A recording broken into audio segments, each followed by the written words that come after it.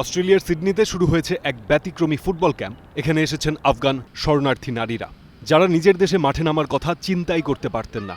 বিশ্ব ফুটবলের নিয়ন্ত্রক সংস্থা ফিফা এই নারীদের ভেতর থেকে সম্ভাবনাময় একটি দল তৈরি করছে, যারা ভবিষ্যতে আন্তর্জাতিক ম্যাচ খেলবে আফগান রিফিউজি টিম হিসেবে। এই খেলোয়াড়দের অনেকেই 2021 সালে তালিবানের ক্ষমতা গ্রহণের পর দেশ ছেড়ে পালাতে বাধ্য হন। ওই সময় নারীদের উপর আরোপিত হয়েছিল একের পর এক নিষেধাজ্ঞা, শিক্ষা, কাজ, চলাফেরা, এমনকি খেলাধুলার উপরও। কোচ হ্যামিল বলছিলেন, এই মেয়েরা কি হারিয়ে এসেছে সেটা বোঝা যায় তাদের গল্প শুনলে।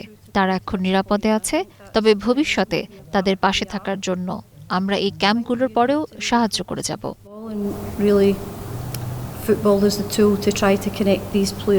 নিজ দেশের পতাকা নিয়ে মাঠে নামার সুযোগ নেই এই মেয়েদের। তারপরও তারা আফগানিস্তানকে প্রতিনিধিত্ব করতে চান প্রতীকীভাবে, হৃদয়ে ধারণ করে নিজের দেশকে। মোনা একজন খেলোয়াড়, তিনি বলছিলেন,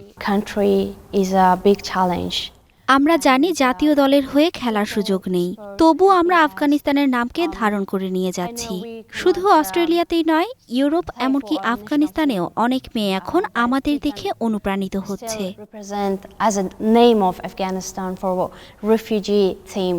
অস্ট্রেলিয়ান ডিফেন্ডার অ্যালেক্সিয়া অ্যাপোস্টোলাকিস বলছিলেন, ভালো বা খারাপ সব অভিজ্ঞতাই মানুষকে শেখায়। তাদের বলবো, বিশ্বাস রাখো নিজের যাত্রার উপর।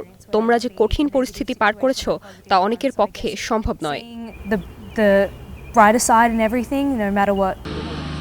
এই ফুটবল ক্যাম্প তাদের শুধু মাঠেই ফেরায়নি, ফিরিয়ে এনেছে আত্মবিশ্বাস ও স্বাধীনতা। এই নারীরা শুধু খেলছেন না, তারা চ্যালেঞ্জ করছেন আফগান সমাজের গোড়ামি, ভেঙে দিচ্ছেন নারীকে ঘরবন্দি করে রাখার ধারণা, গড়ে তুলছেন নিজেদের নতুন পরিচয়। ফারদিন খান, স্টার নিউজ।